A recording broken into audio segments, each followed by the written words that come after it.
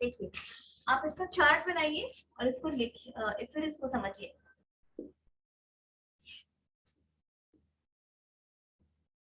ये बस समझ लो कि कितना टाइप का लेबर लॉज होता है, क्या क्या टाइप होता है। You don't have to go into details.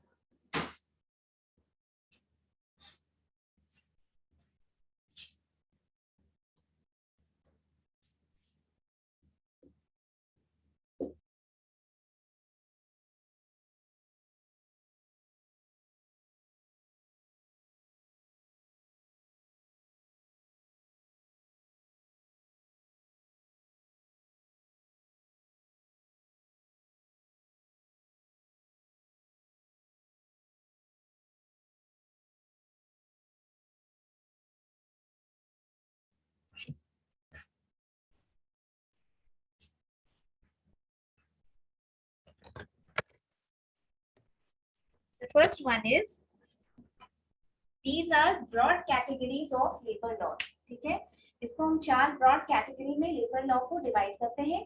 पढ़ने में और लेबर लॉ का टाइप समझने में थोड़ी आसानी होती है।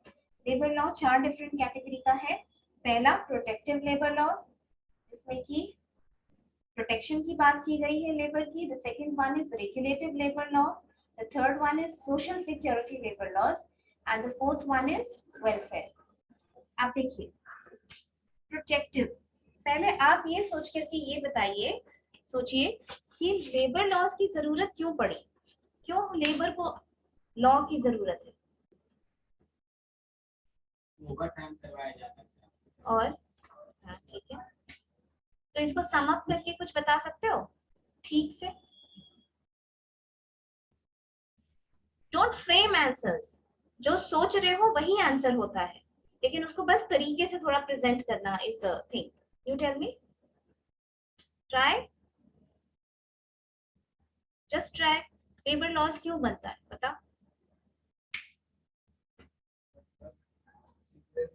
में काम करवाने सीक्वेंस में काम कराने के लिए? नहीं नहीं, तुम ही बताओ। आपका जो काम डेली लेबर लोग कर रहे हैं वो सुबह 5 बजे से 10 बजे से 6 बजे तक करते थे और उनको वेतन मिलता था, उनका काम के मुताबिक मिल जाता था। पहले क्या होता था, ज्यादा काम करवा लिया जाता था और पैसा भी उसका वेजेज जो होता था वो कम दिया जाता था। तो हम लोग इस चीज को बहुत, जो तुम कह रहे हो that is right. Can be call this कि लेबर को एक्सप्लॉयटेशन से बचाने के लिए, हाँ, लेबर को एक्सप्लॉयटेशन से बचाने की, लेबर गरीब होता है, weaker section of the society था, एम्प्लॉय, पहले भी हम तुमको बता चुके हैं। फैक्टर्स ऑफ प्रोडक्शन बताओ, 4 factors of production. 4 factors of production क्या होता है? लैंड, लेबर, कैपिटल और एंटरप्रेन्योरशिप। ठीक है, लैंड किसका? एम्प्लॉयर का। कैपिटल किसका? एम्प्लॉयर का। एंटरप्रेन्योरशिप किसका? एम्प्लॉयर का। लेबर का क्या? सिर्फ आवर्स ऑफ वर्क। क्या वो मशीन लेके जाता है? नहीं। क्या वो कैपिटल लेके जाता है? क्या लैंड उसकी होती, क्या बिल्डिंग उसकी होती, क्या टेक्नोलॉजी उसकी होती? कुछ नहीं होती है। ठीक है, सिर्फ वो आवर्स ऑफ वर्क है, is there to render service. तो एम्प्लॉयर्स के लिए कितना आसान है कि आप नहीं काम करेंगे, सब कुछ तो मेरा ही है, तो आप जाइए, फिर किसी और को मैं रख लूंगा, राइट। तो लेबर को बहुत इकोनॉमिकली, फाइनेंशियली उनके इंटरेस्ट को प्रोटेक्ट करके रखने के लिए, ठीक है, उनके इंटरेस्ट को प्रोटेक्ट करके रखने के लिए लेबर लॉज बनाए गए। अब ये इंटरेस्ट को प्रोटेक्ट करके रखने का मतलब सिर्फ यही नहीं है कि उनके इकोनॉमिक इंटरेस्ट, आप जब सोचेंगे तो वेज के बारे में सोचेंगे कि सिर्फ पैसे का ही इशू होता होगा लेबर के लिए, but it's not the case. हाँ, ये है कि 60%, 60% लगभग जो केस डिस्प्यूट का बनता है एम्प्लॉयर और मालिक और उसके बीच में, एम्प्लॉयर और एम्प्लॉय के बीच में, that is because of wage. Wage ही एक ऐसा मुद्दा है जो 60% से ज्यादा डिस्प्यूट कराता है, लेकिन बाकी का 40% तो कुछ और होता होगा, होता है ना। जैसे देखो, एक एग्जांपल बताते हैं। लॉज जो होते हैं वो सिर्फ इकोनॉमिक इंटरेस्ट को प्रोटेक्ट करके रखने के लिए नहीं होता है। लॉज जो होता है लेबर का, वो उसके सोशल इंटरेस्ट को भी प्रोटेक्ट करके रखने के लिए होता है। किस तरह से सोशल इंटरेस्ट? जैसे जैसे कि से फॉर एग्जांपल एक केस स्टडी बताते हैं। 1994 में इंडियन रेलवेज में इंडियन रेलवेज के जो ड्राइवर थे, द ट्रेन ड्राइवर्स, उनको पैसा अच्छा मिलता है, ठीक है, ट्रेन ड्राइवर्स को पैसा अच्छा मिलता है, पर उन्होंने अचानक रिवोल्ट कर दिया, माने उन्होंने सबने यूनियन बना करके और रिवोल्ट कर दिया कि हमारी सोसाइटी में बच्चों के लिए, हमारे बच्चे जब स्कूल पढ़ने के लिए जाते हैं तो दिस इज एक अनहाइजीनिक सा एनवायरनमेंट क्रिएट होता है, और हमारे बच्चों को चढ़ाया जाता है या सर से बोला जाता है कि ट्रेन ड्राइवर का बेटा है। सही है। समझ रहे हो ना? बात ये है कि पैसा के बावजूद, पैसा अच्छा मिलने के बावजूद, you know, you will often confuse it with a voice is not on.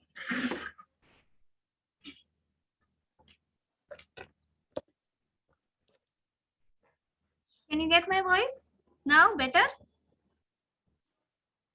Yes ma'am. अभी आ रही है, बीच बीच में कट जाती है। हाँ, थोड़ा नेटवर्क इशू है क्योंकि ये बारिश हुई है, तो may be because of that. See, तो उन्होंने ये बोला कि हमारे बच्चों को जब स्कूल जाते हैं या सोसाइटी में भी, they are often confused with truck drivers and all. उनका इमेज कैसा है सोसाइटी में कि पीले रहते हैं, है ना, थोड़ा उस तरीके का इमेज है, सोशली अनहाइजीनिक का जो इमेज होता है। तो ट्रेन ड्राइवर तो वो एक अच्छा रेप्यूटेटेड चीजें हैं, मैंने पोस्ट है सोसाइटी में कि ट्रेन का ड्राइवर पैसा भी अच्छा मिलता है, लेकिन उनको अपने पोस्ट से प्रॉब्लम था कि आप इसका नाम चेंज कीजिए, ट्रेन ड्राइवर नहीं होगा। हमारे बच्चे जब स्कूल में भरते हैं तो that should change. It's unhygienic for them, for the environment in their growing. फिर पूरा रिवोल्ट कर दिए वो लोग। फिर अब सरकार की कोई चीज चेंज होती है तो रातों रात तो होती नहीं, फिर कमेटी बैठी, उस पर विचार विमर्श हुआ, फिर 6-7 महीने 8 महीने में नाम चेंज किया गया। फिर अब क्या है, ट्रेन ड्राइवर को क्या कहते हैं? लोको पायलट, ठीक है। अब ट्रेन ड्राइवर को लोको, तो इसमें कहीं पे भी पैसा इन्वॉल्व हुआ? किसी पैसे की वजह से चेंज हुआ? नहीं हुआ। तो चेंज किस लिए हुआ? सोशल इंटरेस्ट के लिए हुआ ना। तो तुमको लगता है कि लेबर अगर यूनाइटेड नहीं होते तो इतना बड़ा काम करवा पाना आसान होता? नहीं होता ना। This is why we need labour laws. Labour laws हम इसके लिए भी चाहते हैं कि उनके इकोनॉमिक इंटरेस्ट को भी प्रोटेक्ट करें, उनकी सोशल इंटरेस्ट को भी प्रोटेक्ट करें, और जब आप वेज वगैरह का प्रोटेक्शन कर दिए तो अब उनके वेलफेयर के लिए भी काम करें, क्योंकि वो गरीब तबके के लोग हैं। और हम पहले ही बता चुके हैं कि इंडिया में, हमारे यहाँ directive principles of state policies में, India is a welfare state, कल्याणकारी राज्य है, तो लोगों का हित करना ये सरकार की जिम्मेदारी है। सरकार को अपना हर फैसला लोगों के हित को देख के करना होगा, इसलिए वेलफेयर के लिए भी लेबर लॉज को यूज किया जाता है, ठीक है। जैसे कि, अच्छा आगे चलेंगे तब बताएंगे।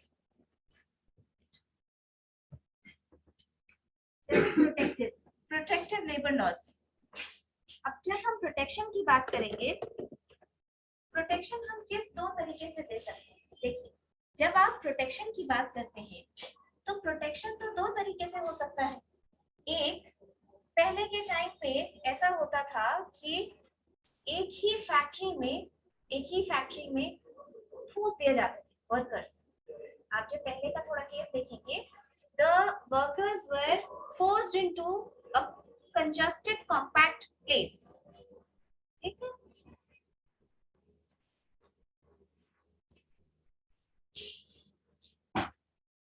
They were forced into a compact congested place.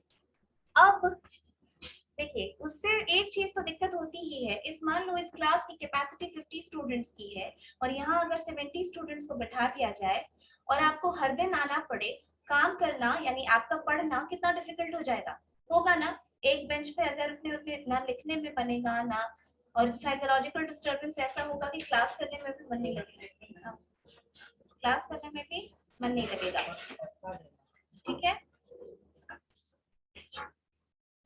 Okay, ठीक है।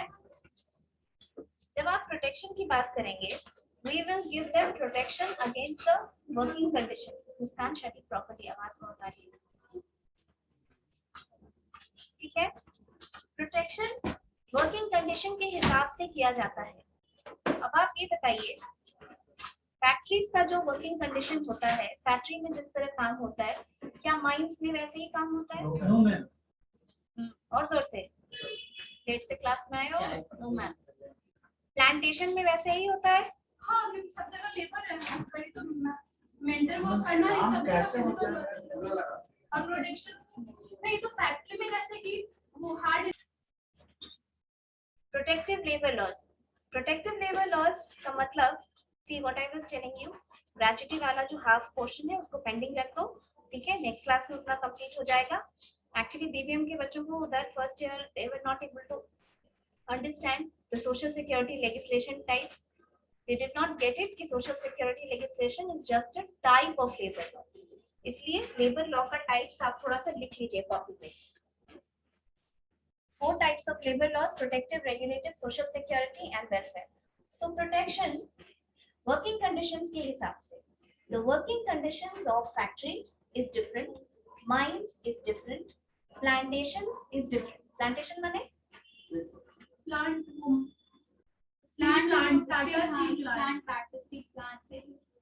किसी को आइडिया? प्लांटेशन माने, प्लांटेशन का हिंदी मीनिंग क्या होता है? एक प्लांट का नाम वाला होता वही है, लेकिन दिस इज डिफरेंट। बगान समझते हैं आप लोग? बगान, बगान, टीवी में देखा है चाय पत्ती का बगान कैसा होता है? अच्छा, tea plantation, coffee plantation, rubber plantation. तो प्लांटेशन में जो वर्किंग कंडीशंस होती हैं वो अलग होती हैं। क्यों अलग होती हैं?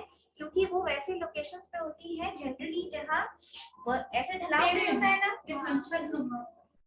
Kind of step farming like this, और वहाँ साल भर बारिश होती है, पहाड़ों वगैरह पे लगभग रोज बारिश हो ही जाती है। तो वहाँ जो रिक्वायरमेंट है वर्क की वो अलग है वहां से जो फैक्ट्री में होती है, ठीक है। Mines are more prone to accident, तो वहां का काम अलग होता है। ओपन कास्ट माइन होती है, उसमें पानी भर जाता है मानसून के सीजन में, that is a seasonal factory. तो वर्किंग कंडीशंस अलग होती है, रिक्वायरमेंट अलग होती है, इसलिए नेचर ऑफ वर्क अलग अलग होता है। इस चीज को ध्यान में रखते हुए गवर्नमेंट ने लॉज फ्रेम किए, okay, to protect them in those working condition. जैसे प्लांटेशन वगैरह में क्या है, छाता, रेनकोट, ये सब प्रोवाइड किया जाना गवर्नमेंट का काम है। अब फैक्ट्री में काम करने वाले को छाता क्यों चाहिए? नहीं चाहिए, रेनकोट नहीं चाहिए। प्लांटेशंस में जो काम, आप जब घूमने के लिए जाएंगे हिल स्टेशन तो वहां पे एक पॉइंट बना दिया जाता है, जैसे में 10 things to do in this city, ठीक है, then that point like Darjeeling tea garden will be a point, Hampi tea garden will be a point. आपको लेके जाया जाएगा सिटी से दूर बगान दिखाने, तो आप तो टूरिस्ट हैं, आप एंजॉय करेंगे, but imagine those who are working there every day, जिनको आना है उनके लिए तो बहुत दूर है। तो अकोमोडेशन का एडजस्टमेंट इस एक्ट में किया हुआ है, लेकिन वो दूसरे एक्ट में नहीं है। कहने का मतलब कि एक्ट को नेचर ऑफ वर्क के सूटेबिलिटी के हिसाब से बनाया गया है। समझ में आया? तो प्रोटेक्टिव वर्किंग, प्रोटेक्टिव जो लेबर लॉज होता है वो 2 तरीके का होता है, एक वर्किंग कंडीशंस और दूसरा वेजेस, ठीक है। वर्किंग कंडीशंस में पहले वर्कर्स की वर्किंग कंडीशंस बहुत ही पिटिएबल थी। there was no adjustment, proper adjustment for light, for ventilation, for humidity regulation. There was compact space. Factories Act में ये भी मेंशन है कि 2 लोगों के बीच का स्पेस कितना होना चाहिए, छत की हाइट मिनिमम कितनी होनी चाहिए, ताकि आपको एक हाइजीनिक वर्किंग कंडीशन मिले। पानी का अरेंजमेंट होना चाहिए, कितने लोगों पर पानी का अरेंजमेंट होना चाहिए, कैंटीन की फैसिलिटी होनी चाहिए, स्पिटून होना चाहिए, जिसमें थूकदान समझते हैं आप, वो होना चाहिए। इवन की टॉयलेट्स कैसा बना हुआ होना चाहिए वो भी मेंशन्ड है। तो वो पूरा एक्ट में है, आपको जानने की जरूरत नहीं है, बस देन यू अंडरस्टैंड कि वो उनके वर्किंग कंडीशंस को प्रोटेक्ट करने के लिए बनाया जाता है, ठीक है। in order to protect them for that working condition. Working conditions में कौन कौन सा एक्ट आता है, जैसे क्या हुआ,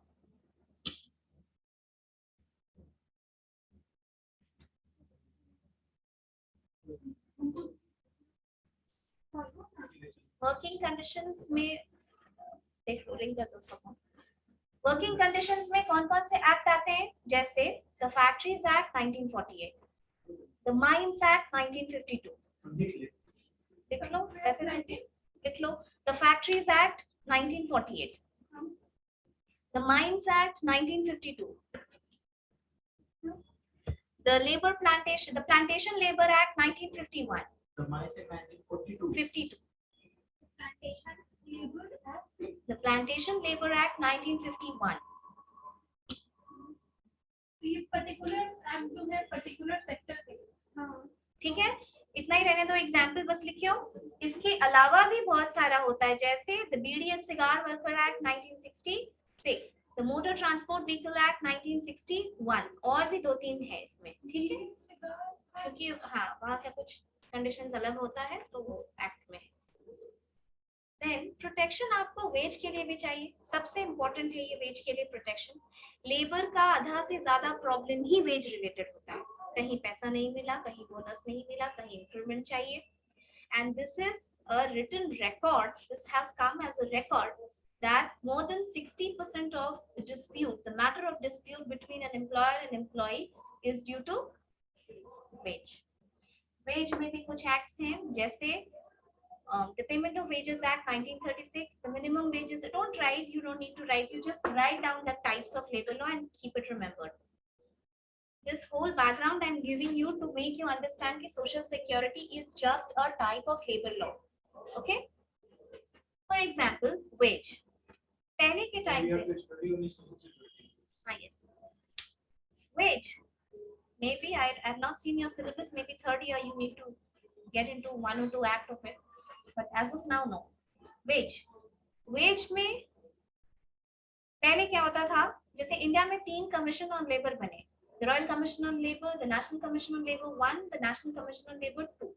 जो रॉयल कमीशन ऑन लेबर था वो 1939 में बना, ठीक है, उसने ये सजेस्ट किया, यानी ये आजादी के पहले की चीज है, राइट, 39 इयर्स बिफोर इंडिपेंडेंस। तभी जो वर्कर्स की हालत थी, उनका पेमेंट रेगुलर नहीं होता था, ठीक है, कभी 7 को दिया, कभी 10 को दिया, कभी 15 को दिया। हाँ, तो this commission on labour, it suggested कि there should be a law that should govern the employer कि आपको एक पर्टिकुलर टाइम फ्रेम में उनका पेमेंट करना है, ताकि उनका लाइफ स्मूथली चलता रहे। अब इमेजिन किसी की 2 महीने की सैलरी नहीं आ रही है, सैलरीड एम्प्लॉय है ना, और लेबर क्लास की, तो बहुत दिक्कत होगी।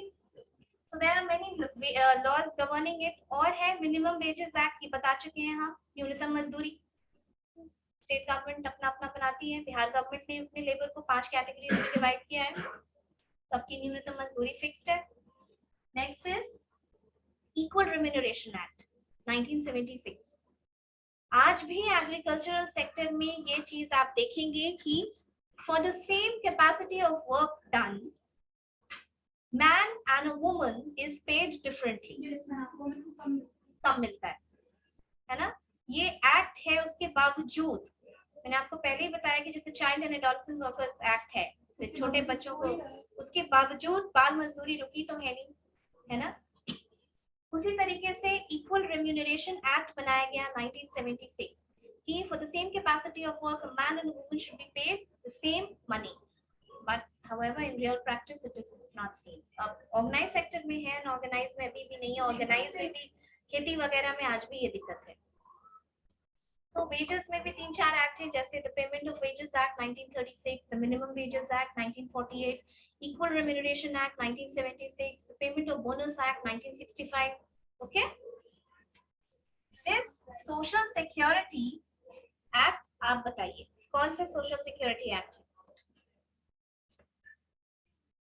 ये सारी है। 1 good, employ provident act,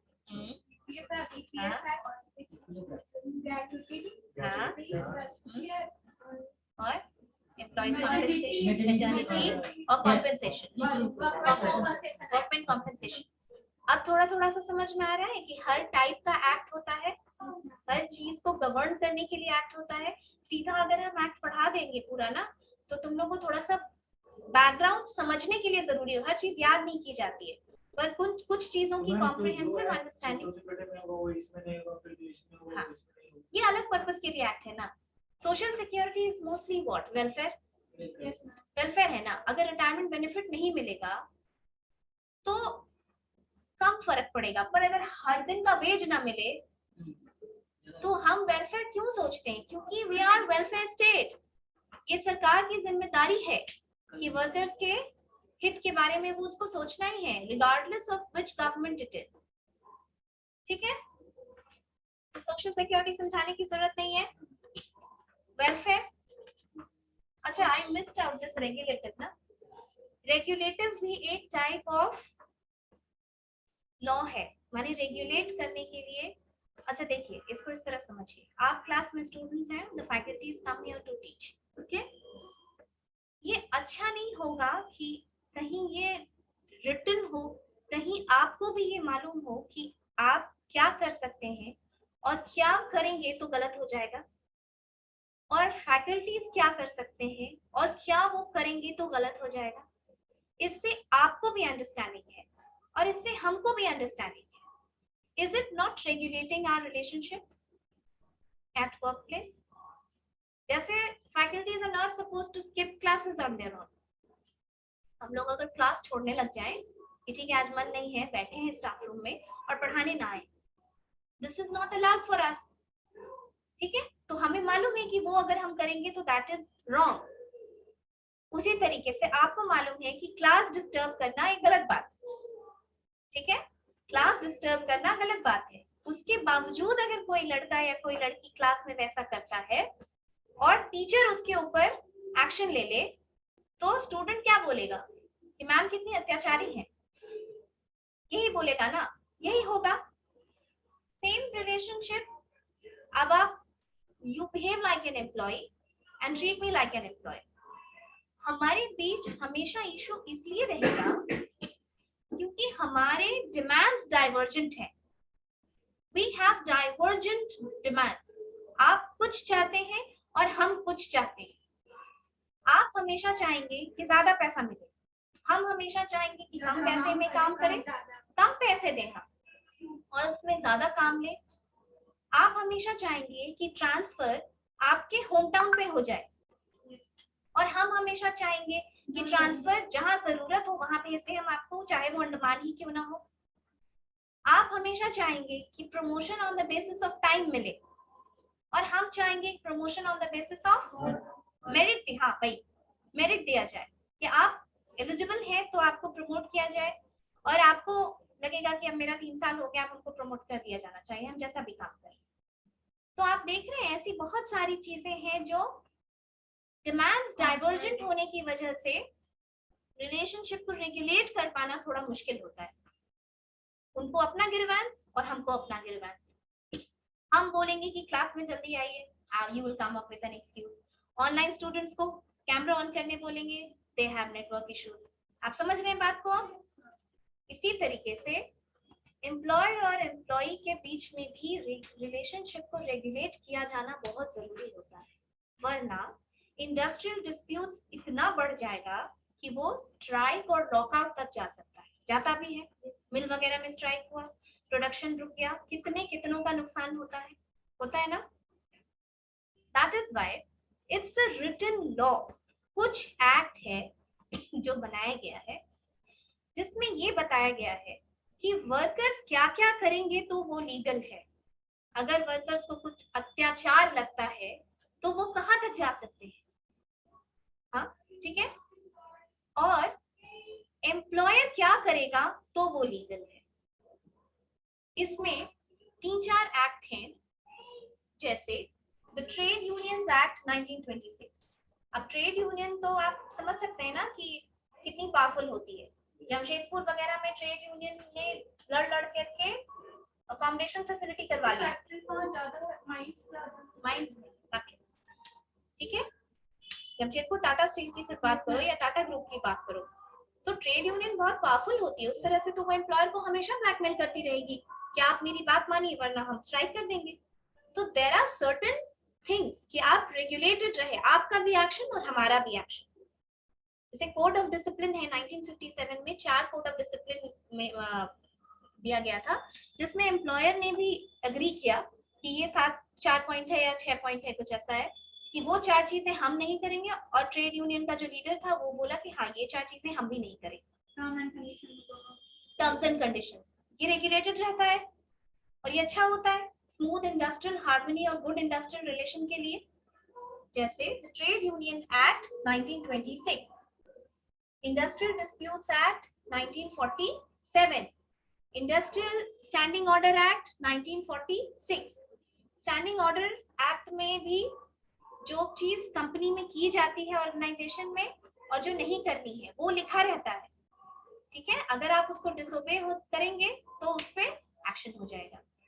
strike के बारे में भी इसमें से एक्ट है इंडस्ट्रियल डिस्प्यूट्स एक्ट, उसमें ये लिखा हुआ है कि आपको स्ट्राइक पे जाने के कितने दिन पहले एम्प्लॉयर को नोटिस देना होगा कि अब हम सारे लोग स्ट्राइक पे जा रहे हैं। ऐसा नहीं कि आप मुंह उठाए और स्ट्राइक कर दिए, नॉट लाइक दैट। और अगर आपने ऐसा किया इलीगल, मान लो कोर्ट केस चल रहा है, कोई मैटर चल रहा है, कंसिलिएशन के लिए केस गया हुआ है, अब जब तक केस का वर्डिक्ट नहीं आता है कि एम्प्लॉयर सही है कि एम्प्लॉय सही है, वैसे केस में फिर से वो लोग बोला कि अब स्ट्राइक भी कर देते हैं, केस चल रहा है और स्ट्राइक भी कर देते हैं, इन दैट केस वो इलीगल स्ट्राइक हो जाएगी। और उस इलीगल स्ट्राइक में अगर एम्प्लॉयर लॉकआउट कर दिया, कंपनी में ताला बंद कर दिया, तो उसका लॉकआउट लीगल हो जाएगा, एक गलत या दूसरी सामने वो सही हो जाएगा। तो ऐसे ऐसे बहुत सारे प्रोविजंस हैं जो एम्प्लॉयर और एम्प्लॉय के रिलेशनशिप को रेगुलेट करते हैं ताकि गुड इंडस्ट्रियल रिलेशनशिप मेंटेन रहे। ओके, रेगुलेटिव में सोशल सिक्योरिटी आप समझ ही गए, वेलफेयर के लिए होता है, किस कंटिजेंसीज ऑफ लाइफ के लिए दी जाती है। वेलफेयर फंड देखो बहुत एक्सप्लॉइटेड या इम्पोवरिश्ड कंडीशंस ऑफ लाइफ जो वर्कर्स लिव कर रहे हैं, जैसे माइंस वगैरह में, माइका माइंस, कोल माइंस, ये ऐसी जगहों पे, तो वहाँ एक फंड क्रिएट किया जाता है and then that fund is used to help each other for that. Okay, एक ब्रीफ मिल गया कि लेबर लॉज क्या होता है। अभी समझ में आया कि नहीं कि social security is just a type of labour law only, there are many other laws that regulate working conditions, wages and regulative social security, welfare. Labour laws में हर लेवल का एम्प्लॉय आता है, लाइक वर्कर से लेकर top level तक। Like अगर government labour laws में कुछ चीज लेबर का हर लेवल पे आएगा। ये वेजेस है वो प्राइवेट सेक्टर में क्यों इतना वेजेस के लिए होता है, गवर्नमेंट सेक्टर में तो इतना नहीं होता है। देखो गवर्नमेंट में इसलिए नहीं होता है क्योंकि गवर्नमेंट में there is a pattern, there is a commission. Pay commission जब एक बार बनती है तो वो 10 सालों के लिए बनती है, देयर इज नो कंफ्यूजन, कोई कंफ्यूजन नहीं है। Private sector we all know is famous for exploiting people, खासकर जो नीचे के लोग होते हैं उनका एक्सप्लॉइटेशन ज्यादा है। HDFC बैंक के CEO वगैरह को 2-2 करोड़ रुपए सैलरी रहती है, तुमको लगता है कि RBI के मैनेजर के चेयरमैन को इतना सैलरी रहता होगा? तो पैसा भी वो देते हैं पर नीचे तबके को एक्सप्लॉइटेशन भी तो बहुत ज्यादा है। और गवर्नमेंट वाले को पैसे के अलावा सारा फैसिलिटी भी तो मिलता है, प्राइवेट में तो फैसिलिटी मिलता है, यानी after you come in as, you know, after you come you understand the thing that job security is a very big thing. Covid crisis में जहाँ लोगों की जॉब चली जाए, अगर मिड एज में 35-40 में अगर लोगों की जॉब चली जाए, you will understand, स्टार्ट करना, आपकी गाड़ी EMI पे रहती है, आपका घर EMI पे रहता है, बच्चों का एजुकेशन रहता है, where will you bring all this money from if your salary is gone? Yes ना, कॉलेज तो पाएंगे ही नहीं। मुझे जैसे वेजेस का प्रॉब्लम होता है, जैसे आपको मतलब लेता है मैम, बोला या नहीं लेंगे फिर ले लेता है। क्यों ये शब्द तो इसमें ही आया, क्यों वो हम नहीं बोले? Okay, what were you saying? जैसे बोले कि